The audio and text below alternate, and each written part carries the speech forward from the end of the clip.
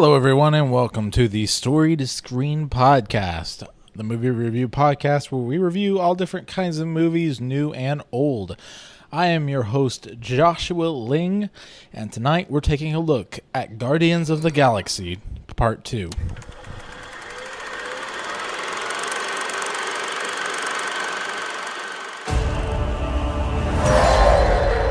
The fate of the universe lies on your shoulders.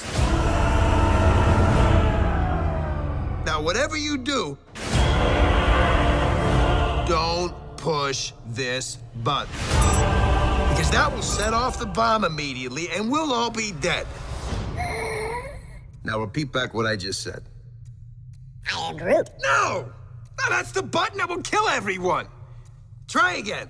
I am Groot. Mm-hmm. I am Groot. Uh-huh. I am Groot. No!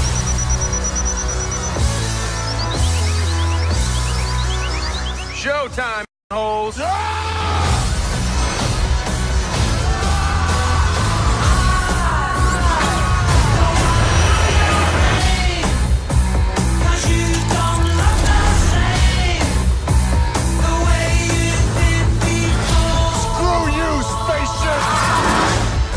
Guardians of the Galaxy 2 was a very interesting movie. Going into it, of course, we had seen Guardians 1 and the myriad of Marvel Studios productions after that, such as Avengers 2, Ant-Man, Civil War, etc. Guardians 1 was a real turning point in the Marvel Cinematic Universe. It allowed Marvel to expand in ways that many thought Marvel would never be able to expand, doing characters and storylines that were so cosmic and so weird and trippy for that matter that a lot of people thought that they would never work. If not for Guardians of the Galaxy 1, we probably wouldn't have had Doctor Strange, for example. And if not for Thor, we probably wouldn't have had Guardians of the Galaxy. However, Guardians of the Galaxy 2 continues to push the envelope. I knew that they would, but in some ways, it seems as though they pushed the envelope in some ways that were somewhat unexpected. The movie is mainly focused on Star-Lord and his search for his father. Kurt Russell does a great job as Star-Lord's father, Ego. He's a very scary villain. I can't think of one particular time we've seen Kurt Russell as an outright villain before. He's usually a pure good guy. And so it was kind of interesting to see that. Continuing on with the theme of family, Guardians of the Galaxy, although it has some very weird ideas and cosmic things, it really focused a lot on the emotional resonance of the film, which I thought was pretty interesting.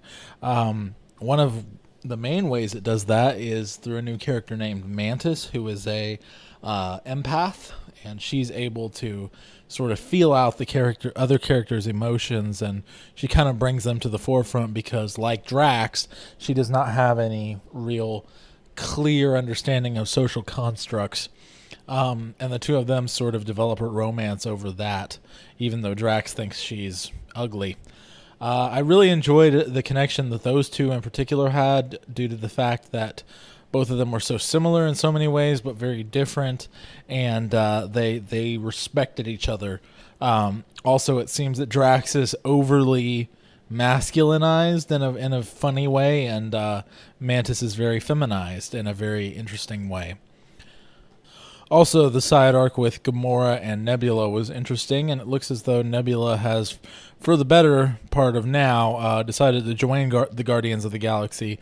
I don't think at any point she'll necessarily be pulling a Loki. She's just very, very focused on taking down her father, Thanos. We get a little bit more backstory as to what he did to Gamora and Nebula and the two's motivations going into the Infinity War with Thanos.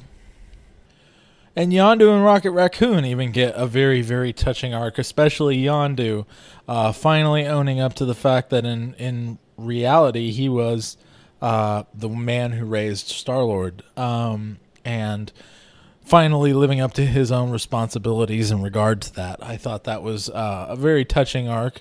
They definitely kind of hammered it home at the end, and it might go just a bit too long, but the visuals are so incredible, what with the fireworks and all the other Ravager ships coming in to send him off and see him off into the stars. That was pretty special. I think Rocket learned some valuable lessons, although he'll never admit it. And I think that everything that went on with Groot and Baby Groot was precious and hilarious and interesting.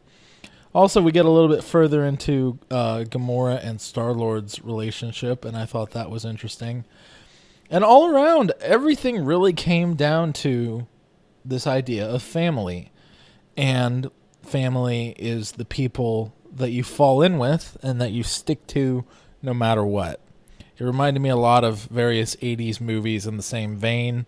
And I was just shocked at how well it worked. One thing I will say, the soundtrack is not as good as the first one. It was very, very good, but there was a lot more noticeable moments in the first soundtrack. A lot of songs that were iconic, and there weren't as many in this one. They were a little more obscure, but it was very enjoyable.